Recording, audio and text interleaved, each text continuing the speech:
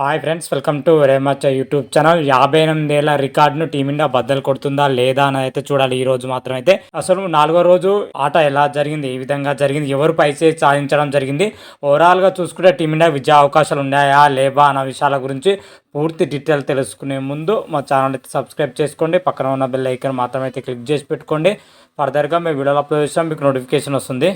Bharat England మధ్య second test ఎడ్బాస్టన్ వేదిక అయితే రసవత్తంగా అయితే సాగుతుందని చెప్పుకోవచ్చు. ఇప్పటికే 3 రోజులు అయితే కంప్లీట్ అవ్వడం జరిగింది. మొదటి 2 రోజులు టీమిండియా ఆధిపత్యం చెలాయించగా, 3వ రోజు వచ్చేసరికి మన ఇంగ్లాండ్ అయితే ఆధిపత్యం చెలాయించడం జరిగింది. కాకపోతే 4వ రోజు వచ్చేసరికి పూర్తిగా 3 సెషన్ల పాటు మాత్రమైతే టీమిండియా ఆధిపత్యం కొనసాగించిందని చెప్పుకోవచ్చు. అటు బ్యాటింగ్లో కానీ బౌలింగ్లో కానీ, ముఖ్యంగా బ్యాటింగ్ పొజిషన్లో చూసుకుంటే 4వ రోజు రిషబ్ పంత్, అదేవిధంగా రవీంద్ర జడేజా వచ్చేసరికి హాఫ్ సెంచరీతో ఆకట్టుకోగా, శుభ్మన్ గిల్ వచ్చేసరికి 150తోనైతే ఆకట్టుకోవడం జరిగింది. ఓవరాల్గా టీమిండియా బ్యాటింగ్లో మొత్తం అయితే పూర్తిగా ఆధిపత్యం చెలాయించిందని చెప్పుకోవచ్చు. అనంతరం బ్యాటింగ్ దిగిన ఇంగ్లాండ్ అయితే 72 పరుగులకు 3 వికెట్లు కోల్పోయి పీకల్లోతు కష్టాలు అయితే పడిందని చెప్పుకోవచ్చు. ఇంగ్లాండ్కి ఇంకా విజయానికి వచ్చేసరికి 536 పరుగులు అయితే చేయాలి 90 ఓవర్లో. ఈ లెక్క కమాన చూసుకుంటే మాత్రం అయితే ఓవర్కి 6 పరుగులు చేయాలంటే బాల్కో పరుగు తీస్తేనే ఇంగ్లాండ్ అయితే గెలిచే అవకాశాలు అయితే కనిపిస్తున్నాయి. అదేవిధంగా 4వ రోజు వచ్చేసరికి టీమిండియా మాత్రం అయితే పూర్తి ఆధిపత్యం అయితే చెలాయించిందని చెప్పుకోవచ్చు. ముఖ్యంగా శుభ్మన్ గిల్ మాత్రమైతే మరోసారి అయితే ఆకట్టుకోవడం జరిగింది. శుభ్మన్ గిల్ వచ్చేసరికి 161 పరుగులతోనైతే ఆదుకోవడం జరిగింది. అతనితో పాటు రిషబ్ పంత్ మాత్రమైతే T20 తరహాలు అయితే బ్యాటింగ్ చేయడం జరిగింది. 122 స్ట్రైక్ రేట్ తోటి 65 పరుగులు అయితే చేయడం జరిగింది. అతను తోడుగా రవీంద్ర జడేజా వచ్చేసరికి 69 పరుగులతోనైతే చివరి వరకు అయితే నాట్అవుట్గా అయితే ఉండడం జరిగింది. ఓవరాల్గా లోయర్ ఆర్డర్ బ్యాటర్లు ఈ ముగ్గురితో పాటు టాప్ ఆర్డర్ బ్యాట్స్మెన్ అయిన మన కేఎల్ రాహుల్ వచ్చేసరికి హాఫ్ సెంచరీతోనైతే ఆకట్టుకోవడం జరిగింది. కరుణ్ నాయర్ 26 పరుగులు, యశస్వి జైస్వాల్ 28 పరుగులతోనైతే రాణించడం జరిగింది. ఓవరాల్గా 4వ రోజు వచ్చేసరికి టీమిండియా 427 పరుగులు అయితే చేయడం జరిగింది 6 వికెట్ల నష్టానికి.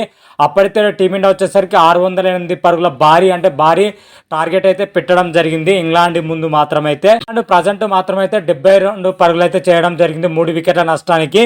మిగిలిన 5వ రోజు వచ్చేసరికి పూర్తిగా బ్యాటింగ్ చేయాల్సి అయితే ఉంటుంది ఇంగ్లాండ్ మాత్రమైతే. ఎంతవరకు అయితే స్కోర్ చేస్తుందో అయితే చూడాలి. ఇంగ్లాండ్ వచ్చేసరికి డ్రా దిశగా ఆడే అవకాశం అయితే కనిపిస్తుంది. ఎందుకంటే ఒకే రోజులో 530 పరుగులు చేయాలంటే చాలా కష్టమైన విషయం తెలిసిందే. అట్లీస్ట్ ఈ మ్యాచ్ వచ్చేసరికి డ్రా అన్న కావాలి, లేకపోతే ఇండియాని అయితే గెలవాలి. ఒకవేళ ఇండియా గెలిస్తే మాత్రమైతే ఎడ్బాస్టన్ స్టేడియంలో ఇప్పటి వరకు 58 ఏళ్ళు అవుతుంది, ఒక్క విజయం కూడా నమోదు చేయలేదు.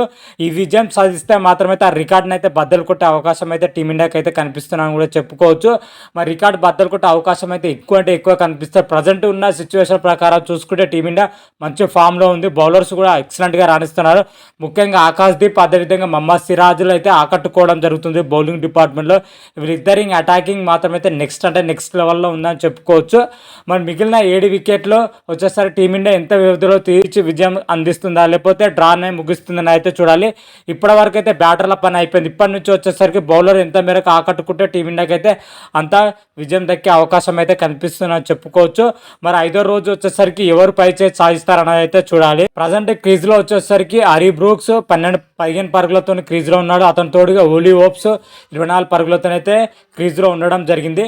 ముఖ్యంగా ఇంకా ఇంగ్లాండ్ బ్యాటింగ్ లైనప్ అయితే చాలా స్ట్రాంగ్ అయితే ఉందని చెప్పుకోవచ్చు. ఇంకా స్మిత్ కూడా ఉండడం జరిగింది. గత మ్యాచ్లో అయితే 150తో అదరగొట్టిన స్మిత్ ఇంకా బ్యాటింగ్ చేయాల్సి అయితే ఉంటుంది. బెన్ స్టోక్ కూడా ఉండడం జరిగింది. ఓవరాల్గా ఈ 4 వికెట్లు తీర్చితేనే టీమిండియా అయితే విజయ అవకాశాలు అయితే కనిపిస్తున్నాయి. 4గురిలో 3 అవుట్ అయితే మాత్రం అయితే టీమిండియా సునాయాసంగా విజయం దక్కే అవకాశం ఉంది.